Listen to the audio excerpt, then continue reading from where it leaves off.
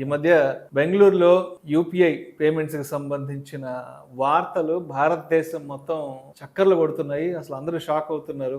Almost income tax department వాళ్ళు ఒక 15,000 మందికి పైగా కొంతమందిని ఫిల్టర్ చేశారంట.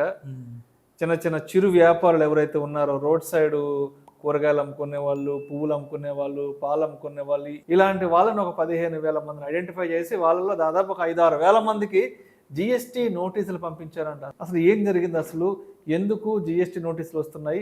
బెంగళూరు కర్ణాటక స్టేట్ లో నార్మల్ బిజినెస్ ట్రేడర్స్ కి 40 lakhs లిమిట్, సర్వీసెస్ కి అయితే 20 lakhs లిమిట్. సంవత్సరానికి 40 లక్షల వరకు యూపీఐ 40 లక్షలు ట్రాన్సాక్షన్స్ జరిగినంత వరకు వాళ్ళు ట్రాన్సాక్షన్ చేసుకోవచ్చు. మన తెలంగాణలో అయితే 20 లక్షలే. అది మన తెలంగాణలో అయితే 20 లక్షల వరకు జిఎస్టీ నాట్ అప్లికేబుల్.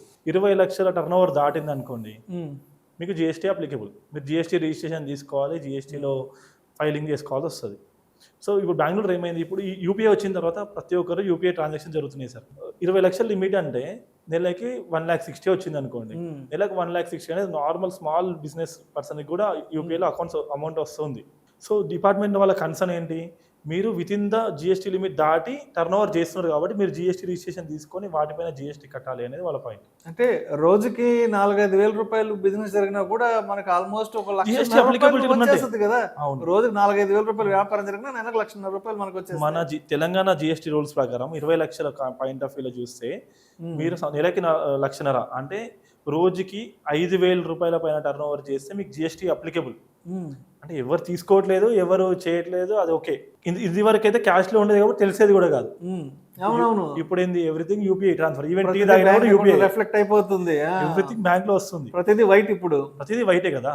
మీరు ఎంత ట్రాన్సాక్షన్ చేస్తున్నది డేటా జిఎస్టీ డిపార్ట్మెంట్ దగ్గర ఉంది.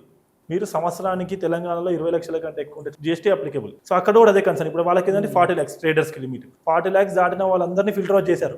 మొత్తం స్టేట్ మొత్తం తీస్తే 14,000 మంది వెళ్ళారు. దాంట్లో నుండి ఒక 5,500 మందికి నోటీసులు పంపించారు. మరి మీరు ఇంత ట్రాన్సాక్షన్ చేస్తున్నారు, beyond the limit of GST limit దాటి ట్రాన్సాక్షన్స్ చేస్తున్నారు, అంత టర్న్ ఓవర్ వస్తుంది, మరి జిఎస్టీ ఫైల్ చేయాలి కదా అనేది మెయిన్ పాయింట్ అక్కడ.